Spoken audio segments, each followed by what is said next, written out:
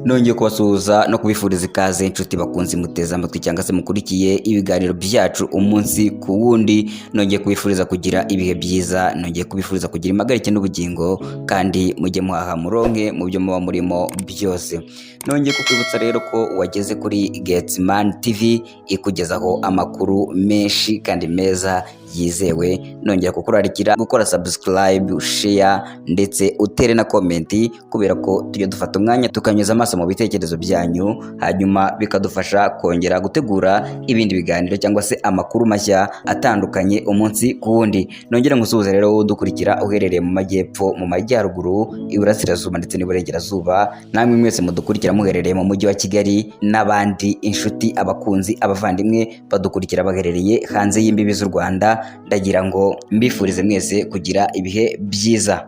Amakuru y'uyu munsi rero munyemerere mbabwire zimwe mu ngingo z'ingenzi tugiye kugarukaho. Muri aya makuru turaza kubabwira ko FRDC yahaye FDLR izindi toni z'amasasu, kandi muri aya makuru turaza kubabwira ko Perezida Evariste Ndayishimiye yigize inyoni nyinshi maze yitarutsa uruhare mu mirwano yo muri RDC. Muri aya makuru turaza kubabwira ko twibwiraga ko ari nko gutembera muri pariki, umusirikare wa Afurika y'Epfo ku rugamba rwo kurwanya M23. Kandi muri aya makuru turaza kubabwira ko muri Uganda Moses ari w'imyaka 86 yatorewe kuba umudepite. Kandi muri aya makuru turaza kubabwira ko Abanyamerika bajyanye mu nkiko leta ya Kongo. Munyemerere rero tugaruke mu kanya turambura aya makuru. FRDC yahaye FDLR izindi toni z'amasasu. Igisirikare cya Repubulika Iharanira Demokarasi ya Kongo cyahaye umutwe w'iterabwoba wa FDLR n'indi mitwe bikorana izindi toni zirenga 3 z'amasasu kugira ngo yifashe mu rugamba ihanganyemo na AFC 23.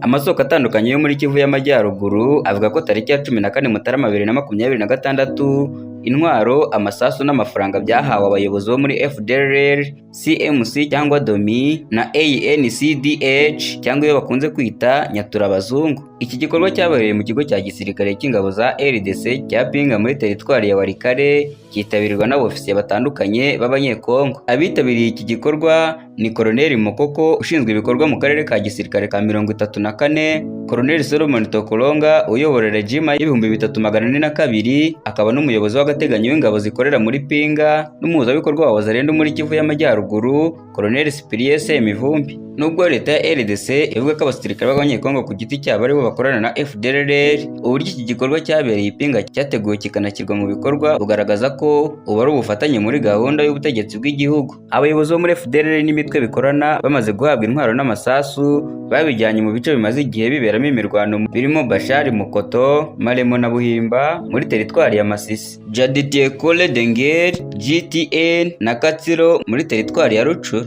Andi makuru yemeza ko tariki ya 13 Mutarama muri Pinga hoherejwe abacancuro barenga 70 bo mu mutwe wa Black Water kugira ngo bafashe ingabo za RDC n'imitwe yitwaje intwaro mu kugaba ibitero mu bice byo ku rubibi rwa Masisi na Walikale. Tariki ya 28 Ugushyingo 2025 leta ya RDC yagejeje toni 3 z'amasasu muri Pinga ibyoherereje FDLR, NDCR n'imitwe ya Nyatura ku munsi wakurikiyeho hashingiwe ku ibwirizwa ryatanzwe na Colonel Tokolonga. Ubufasha leta ya RDC ikomeje guha FDLR n'indi mitwe no gukoresha abashancuro ugaragaza ko idaha agaciro amasezerano y'amahoro yasinyanye n'u Rwanda tariki ya 27 Kamena 2026 bigizwemo uruhare na Leta Zunze Ubumwe za Amerika. Leta ya RDC yemeye gusenya FDLR, ariko ibikorwa byo gushyigikira uyu mutwe w'iterabwoba bigaragaza ko urugendo rukiri rurerure cyane.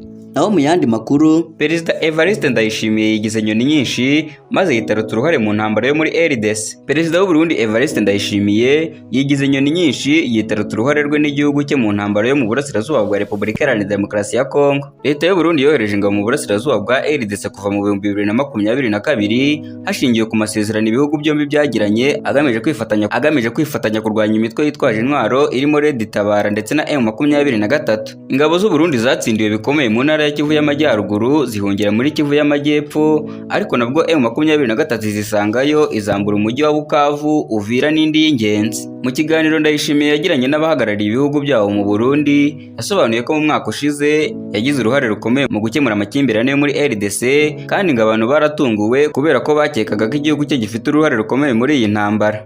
Yagize ati, oya, Uburundi ntiburi mu ntambara. Uburundi bwagiye gufasha RDC kurinda umutekano w'abaturage bayo, ntibwagiye mu ntambara. Niyo mpamvu dukomeza gukora uko dushoboye kugira ngo tugire uruhare mu buhuza kugira ngo akarere kabone amahoro. Ndayishimiye yageze kure avuga ko ubwo ingabo z'u Burundi zageraga muri Kivu y'Amajyepfo abanyamurenge biyunze n'abafurero n'ababembe mu gihe mbere yaho barwanaga, kandi avuga ko banabimushimira. Ati ubwanyu mwarabibonye ko igihe ingabo z'u Burundi zageraga muri Kivu y'Amajyepfo abanyamurenge, ababembe, abafurero barwanaga bahise biyunga. Muri Kivu y'Amajyepfo twunze abantu bose, kandi ubu nishimiye ko bose bakinyoherereza ubutumwa bwo kunshimira. Nubwo Ndayishimiye avuga ko Burundi bwunze abanyamurenge n'ubundi bwoko, mu mwaka wa 2025 ingabo z'igihugu cye zagabye ibitero bikomeye ku banyamurenge muri Minembwe zifatanyije n'iza RDC Wazalendo igizwe n'abarimo ababembe n'abafurero n'umutwe w'iterabwoba wa FDLR. Mu Kwakira 2025 ingabo z'u Burundi zafunze inzira zose zihuza komine Minembwe n'ibindi bice byo mu ntara ya Kivu y'Amajyepfo zigamije kubuza abanyamurenge bayituye kujya mu masoko no ku mavuriro zitwaje ko aho bari hagenzurwa n'umutwe wa RDP Twirwaneho. Ubwo AFC 23 yafataga umujyi wa Uvira tariki ya 9 Ukuboza, ibikorwa by'ingabo z'u Burundi muri RDC byarahungabanye, aho kubuzasubukuye ibitero kuri Minembwe no mu bice abanyamurenge bahungiyemo zifatanyije n'ingabo za RDC na Wazalendo. Naho mu yandi makuru twibwiraga ko ari nko gutembera muri pariki. Umusirikare wa Afurika y'Epfo ku rugamba rwo kurwanya M23. Umusirikare wa Afurika y'Epfo ntazibagirwa ibihe bigoye yanyuzemo ubwo we na bagenzi be bari mu butumwa bw'umuryango wa Afurika y'Amajyepfo SADC mu burasirazuba bwa Repubulika Iharanira Demokarasi ya Kongo, ubwo bahanganaga n'umutwe witwaje intwaro wa M23. Mu butumwa uyu musirikare yanyujije ku rubuga Defense Web rw'Abanyafurika y'Epfo yasobanuye ko we na bagenzi be bageze muri RDC tariki ya 2 Gashyantare 2024, ariko batari bafite ibikoresho bihagije birimo intwaro, ingofero z'ibyuma n'amakoti adatoborwa n'amasasu. Tariki ya 14 Gashyantare uwo mwaka we na bagenzi be bari mu kazi Sake. Bamaze gufata ifunguro rya saa sita, igisasu cyaguye mu kigo cyabo gihitana umwe mu bayobozi babo n'umushoferi. Abasirikare bari muri iki kigo barakajwe cyane n'iki gitero, barahirira kwihorera kandi batekerezaga ko gutsinda M23 bizoroha cyane. Ati twibwiraga ko uru rugamba ari nko gutembera muri pariki. Yasobanuye ko tariki ya 22 Werurwe 2024 bavuye mu mujyi wa Goma berekeza Isake, bageze hafi y'inkambi ya Mugunga, igisasu cyari kigambiriye kubacanshira mu mutwe wa Ajemira kigwa imbere yabo, babonye ko ibintu bihinduye isura bihisha mu modoka y'umutamenwa ya Mamba. Uyu musirikare yanditse ko abasirikare ba Afurika y'Epfo batari bafite imodoka z'imitamenwa zihagije, kandi ko batari bafite ibikoresho bibafasha kubona neza nijoro, kandi ubwo ngo bakigerayo ntibari bafite intwaro zibafasha guhangana n'ibitero byo mu kirere, ariko nyuma zaroherejwe, gusa ngo nazo ntabwo zakoreshejwe neza Isake. Ibikoresho by'itumanaho abasirikare ba Afurika y'Epfo bajyanye muri RDC n'ibyari bigezweho. Umusirikare yasobanuye ko byorohereye M23 guhagarika itumanaho rya radiyo za Kenwood bari bafite, cyane nk'igihe yabategaga igice tariki ya 30 Gicurasi ubwo bari muri Kimoka. Urugamba rukomeye rwatangiye tariki ya 23 Mutarama 2025, kuko nibwo abarwanyi ba M23 bafashe icyemezo cyo kuva mu misozi ya Sake bari bamazemo igihe kinini binjira muri uyu mujyi. Uyu musirikare yatangaje ko batunguwe n'uko uyu mutwe winjiye kuko batigeze bamenya ko uri kubitegura. Uyu musirikare yatangaje ko ingabo za RDC zagombaga gufasha iza Afurika y'Epfo, iza Tanzania n'iza Malawi zari mu butumwa bwa SADC, ariko ngo zarabatereranye, zimwe zirahunga, izindi zirahangana hagati yazo zipfa impuzankano, ndetse ngo hari n'izakoranye na M23 zihishura gahunda y'urugamba. Yagize ati zimwe zakoranye na M23 zihishura imigambi ya SADC, ni igisebo ku mpuzankano yazo no ku gihugu cyazo. Kenshi abasirikare ba FARDC baricanye bapfa impuzankano, mu gihe abandi bagurishaga ibikoresho byabo kugira ngo babone ibyo bifuza. Ni kenshi abasirikare ba FARDC bavaga mu birindiro byabo mu gihe baraswagaho, bakabikora mu buryo butarimo gukunda igihugu. Yasobanuye ko ku munsi wa 4 w'urugamba tariki ya 27 Mutarama, M23 yohereje umugore mu kigo cy'ingabo za Afurika y'Epfo Sake, azigezaho ubutumwa bwanditse mu Gifaransa buzisaba guhagarika imirwano kuko abarwanyi bayo batashakaga gukomeza guhangana nazo. Mu rugamba rwabereye mu mujyi wa Goma mu gitondo cyo kwa 27 Mutarama, hagaragaye umusirikare wa Afurika y'Epfo azamura igitambaro cy'umweru nk'ikimenyetso cy'uko we na bagenzi be batakiri mu ntambara. Uwo munsi M23 yafashe umujyi wa Goma n'ikibuga cy'indege cyaho. Umusirikare wa Afurika y'Epfo yasobanuye ko kuva tariki ya 23 Mutarama bagenzi ba 14 bapfiriye mu rugamba, abandi benshi barakomereka, barimo n'abacitse amaguru. Yatangaje ko ibyo yaboneye ku rugamba rwa Sake na Goma bitazasaba amafa mu mutwe we ko byamuteye ihungabana rikomeye. Ahamya ko adahawe ubuvuzi bufatika ashobora no kuzarinda apfa akibyibuka. Naho mu yandi makuru, muri Uganda, Moses ari w'imyaka 86 yatorewe kuba umudepite. General Retired Moses ari w'imyaka 86 yatorewe kuba umudepite uzahagararira akarere ka Adjumani mu burengerazuba bwa Uganda mu nteko ishinga amategeko y'iki gihugu. Uyu musaza niwe wabaye minisitiri w'intebe wa mbere wungirije wa Uganda. General Retired Moses ubarizwa mu ishyaka rya National Resistance Movement NRM yatsindiye uyu mwanya yigitse abandi batatu bari bahanganye.